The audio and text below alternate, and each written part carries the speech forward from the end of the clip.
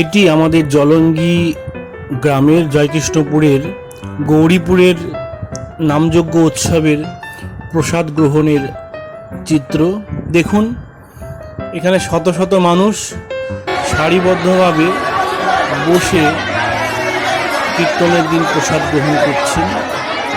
সবাই একসাথেই বসে প্রসাদ গ্রহণ করছেন।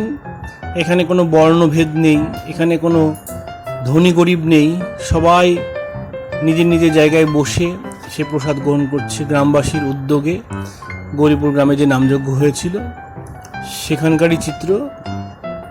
এখানে খাবারগুলি খুব সুস্বাদু করেছিল এবং এই প্রসাদের অভূতপূর্ব স্বাদ।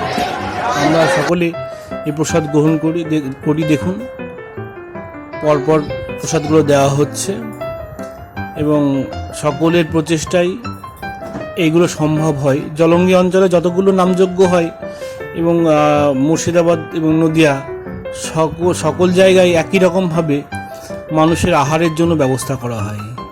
নামযজ্ঞ মহা উৎসব, সেখানে নররূপে নারায়ণকে এইভাবে সেবা করানো হয়।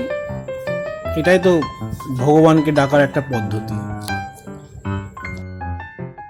সবথেকে বড় বিষয়, দেখুন, সমস্ত খাবার পদ্ম পাতার উপর সুন্দরভাবে পরিবেশন করা হয়।